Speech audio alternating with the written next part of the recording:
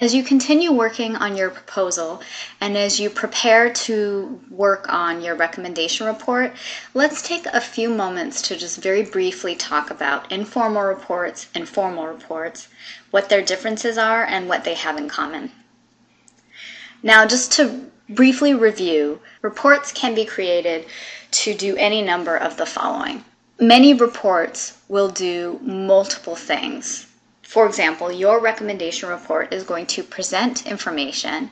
It's also going to analyze that information and then ultimately recommend an action.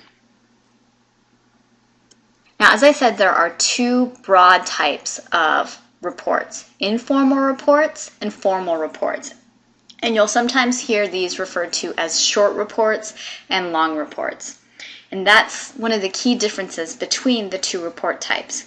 Informal reports are typically no more than 1 to 6 or so pages in length, and formal reports can be incredibly lengthy. Informal reports are often written for internal audiences, although that is not always going to be the case. Formal reports are written for internal or external audiences and sometimes may be presented to both. Informal reports, though, are going to cover a fairly simple topic, and that is why they can be so much shorter. Formal reports are going to cover something that is complex enough that it needs multiple pages to really cover it in entirety. And formal reports are typically going to carry a pretty high significance in the work situation that is causing you to create it. Now, because formal reports are so much longer and more complicated than informal reports, that means that a formal report is going to include what is called front matter and back matter. The front matter is going to include a title page, a letter of transmittal, a table of contents, a list of illustrations if you're using visuals, and a summary or abstract.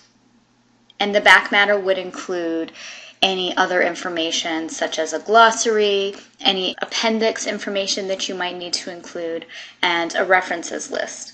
Informal reports will not include any of that information because, again, it's a simple topic and it's not a very long document, so you don't really need a table of contents and a list of illustrations, an abstract, all of that stuff in order to get through the document. There are 3 overall functions for a report, and it's important that you keep in mind that although reports might inform, analyze, and or recommend, many reports will do 2 or all 3 of these. For example, again, your recommendation report is going to inform, it is going to then analyze that information, and ultimately it is going to provide a recommendation. You'll see now several different types of reports that are common in the workplace world, and depending on what your field is, you may have to write some or all of these report types in your future career.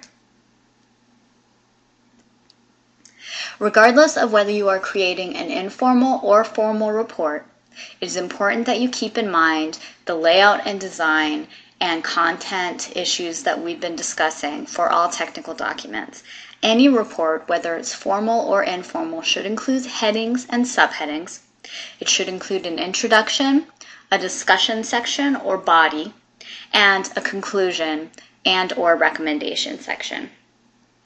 Your formal report, again, is going to be lengthy enough that it will require a table of contents to lead the reader to each heading. Your informal report will be short and simple enough that it won't need that. Regardless, both types of reports will include headings and all of these other sections.